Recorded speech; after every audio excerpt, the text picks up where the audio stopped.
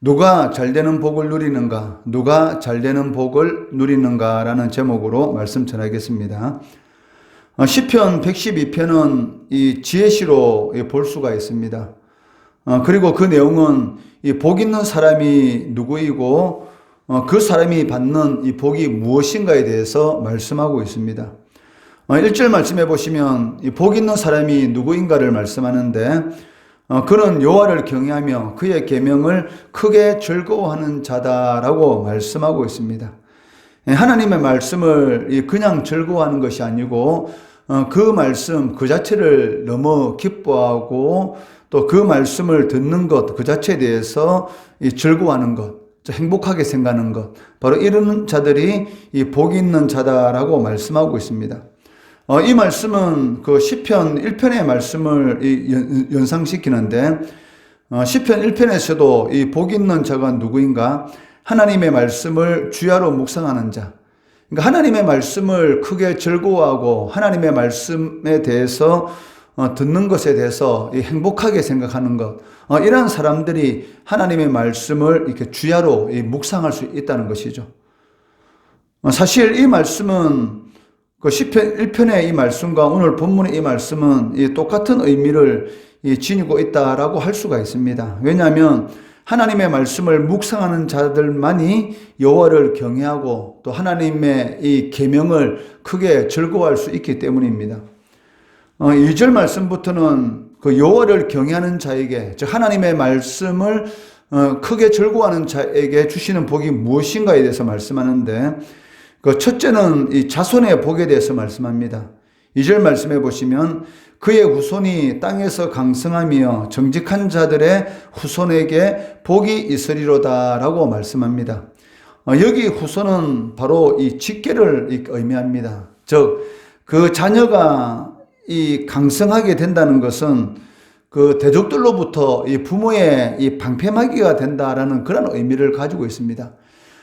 자녀가 하나님의 이 복으로 인해서 이 권세나 이 명예나 또 부를 이렇게 소유하게 된다면 그 자녀가 바로 이 부모에게 있어서 어떤 이 어려움, 이런 환난에 대한 그런 이 방패막이가 될 수 있기 때문입니다. 이 말씀은 이 8절 말씀과도 연관해서 생각해 볼 수가 있는데 8절 말씀해 보시면 그의 마음이 견고하여 두려워하지 아니할 것이라 그의 대적들이 받는 보응을 마치 보리로다. 즉, 이 부모를 대적하는 그 대적들이 이 자녀들이 강성함으로 인해서 이 수치를 당하게 된다는 것입니다. 왜냐하면 이 강성한 자녀들이 이 부모의 이 방패막이가 됨으로 인해서 그 대적들이 오히려 수치를 당하게 되는 그러한 일이 일어날 것이다 라고 말씀하고 있다는 것이죠. 즉 하나님의 말씀을 크게 즐거워하고 그 하나님 앞에 나와서 말씀을 듣는 것에 대해서 이렇게 행복하게 생각하는 그러한 마음을 가지고 하나님을 경외하는 그러한 자들에게 첫째는 이러한 이 자손이 강성하게 되는 그러한 복을 주시겠다라고 말씀하고 있습니다. 그리고 두 번째는 무엇입니까? 이 3절 말씀해 보시면 이 물질의 복과 이 사회적인 복, 즉 명예의 복에 대해서 말씀하고 있습니다. 3절 말씀해 보시면 부와 재물이 그의 집에 있으며 그의 공의가 영구히 서 있으리로다 라고 말씀하고 있습니다. 3절 이 말씀에서 시편 기자가 중요하게 전하고자 하는 메시지가 있습니다. 그것은 무엇이냐면 하나님을 경외하는 자에게 하나님께서 물론 이 물질적인 이 부양을 주십니다. 그렇지만 이 물질적인 이 부양보다는 더 강조되는 부분이 있는데 그의 공의가 영구히 서 있으리로다. 즉 자신이 가지고 있는 이 부유한 이 물질을 통해서 그 사회적인 이 약자들을 이렇게 도와준다는 것이죠. 이로 인해서 그의 공의가 영구히 서 있다라는 이 말은 오랫동안 많은 사람들에게 그거한 이 선한 일들이 기억되고 이 칭찬받게 될 것이다라는 그런 의미를 가지고 있습니다. 즉 당연한 것이죠. 하나님을 경외함으로 인해서 하나님께서 물질적인 복을 주었습니다. 그리고 그 물질적인 복을 받은 이 경외하는 자는 어떤 생각을 가지고 있습니까? 이 물질적인 이 복이 이 자신의 것이다라고 생각하는 것이 아니라 이 청지기의 그러한 이 생각을 가지고 있기 때문에 그 물질을 통해서 이 하나님의 이 영광을 드러내는 그러한 일을 하게 되는 것이죠. 그 대표적인 일이 무엇이겠습니까? 바로 사회적인 이런 약자, 가부라든지 과라든지 이런 약자들을 이 도와줌으로 인해서 오히려 그러니까 하나님의 영광을 위한 그 일을 했는데도 불구하고 오히려 자신의 이 명예가 높아지는 그러한 복을 누리게 된다라고 말씀하고 있다는 것이죠. 이와 동일한 말씀이 5절과 이 9절 말씀에서 반복되는 것을 볼 수가 있는데 5절 말씀해 보시면 은혜를 베풀며 구워주는 자는 잘되나니 그 일을 정의로 행하리로다. 누가 잘되는가? 바로 은혜를 베풀며 구워주는 자. 그렇다면 은혜를 베풀고 구워주는 자가 누굽니까? 바로 하나님의 말씀을 주야로 묵상하는 자. 즉 하나님의 말씀을 크게 즐거워하는 그러한 자들이 당연히 하나님을 경외하는 자고, 이러한 자들이 그 하나님의 이름을 높이기 위해서, 즉 하나님의 영광을 위해서 은혜를 베푸게 될 것인데, 그러한 자들이 잘 될 것이다 라고 하나님께서 말씀하는 것을 볼 수가 있습니다. 그리고 9절 말씀에서도 그의 재물을 흩어, 이 재물을 흩어 나누어 주는 것은 이 청지기적인 하나님의 청지기다는 그런 생각을 가지고 있는 사람들만이 행할 수가 있는 것입니다. 그가 재물을 흩어 빈궁한 자들에게 주었으니 그의 의가 영구히 있고 그의 뿔이 영광 중에 들리리로다 라고 말씀하고 있다는 것입니다. 그렇지만 이 5절과 이 9절의 말씀은 이 조금 차이가 있습니다. 그 5절의 이 말씀은 그 채무자가, 즉 돈을 빌린 사람이 다시 그 일어날 수 있도록 이자를 받지 않고 돈을 빌려준다라는 그런 의미를 가지고 있습니다. 만약에 어려운 형편에 처한 사람에게 이자를 받고 이 돈을 빌려주게 되면 어떻게 되겠습니까? 그 이자 감당한다고 원금도 갚지 못하고 더 어렵게 될 수가 있다는 것이죠. 그렇기 때문에 이 5절 말씀, 은혜를 베풀며 구워준다라는 이 말은 전혀 이자를 받지 않고 그 사람이 다시 일어설 수 있도록 돈을 구워주는 그런 의미를 가지고 있습니다. 이것은 그 레위기 25장 그 35절에서 37절 이 말씀, 즉 하나님께서 하신 이 말씀을 실생활에 적용한 것입니다. 레위기 25장 35절로 37절 말씀해 보시면 내 형제가 가난하게 되어 빈손으로 내 곁에 있거든 너는 그를 도와 거류민이나 동거인처럼 너와 함께 생활하게 하되 너는 그에게 이자를 받지 말고 내 하나님을 경외하여 내 형제로 너와 함께 생활하게 할 것인즉 너는 그에게 이자를 위하여 돈을 구워주지 말고 이익을 위하여 내 양식을 구워주지 말라.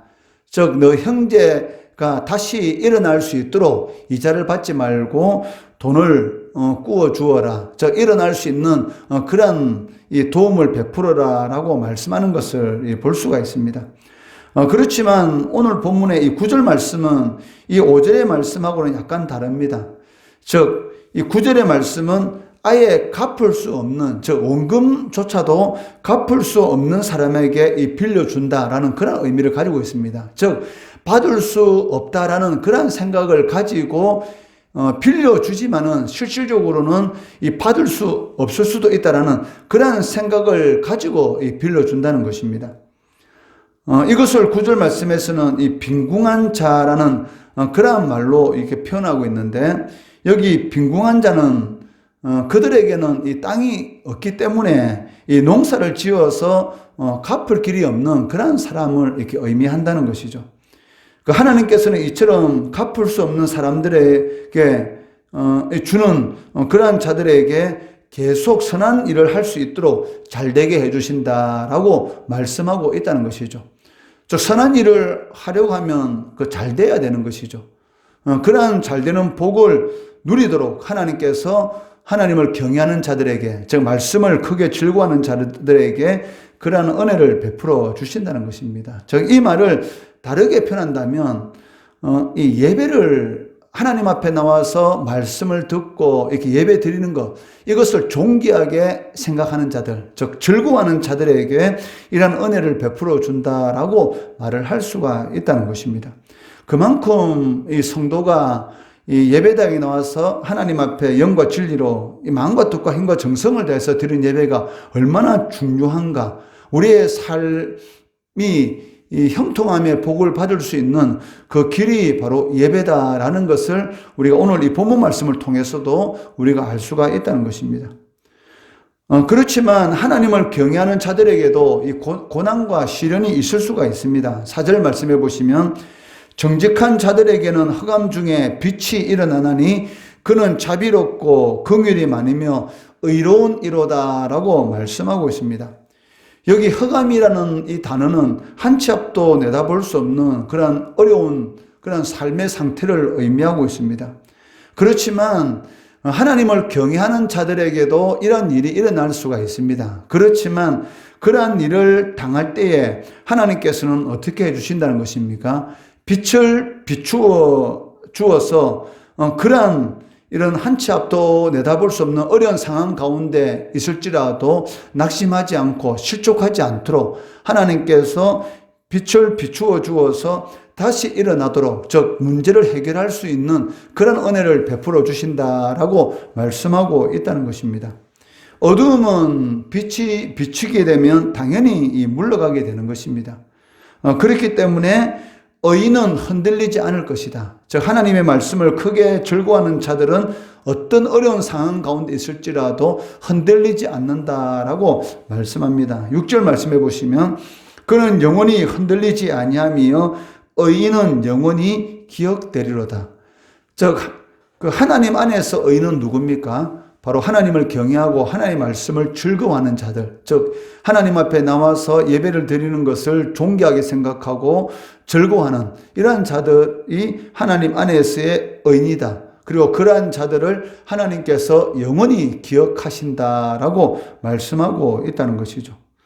그리고 8절 말씀에서는 그런 어려움 속에서도 하나님의 견고한 은혜가 있기 때문에 두려워하지 않는다라고 말씀하고 있습니다.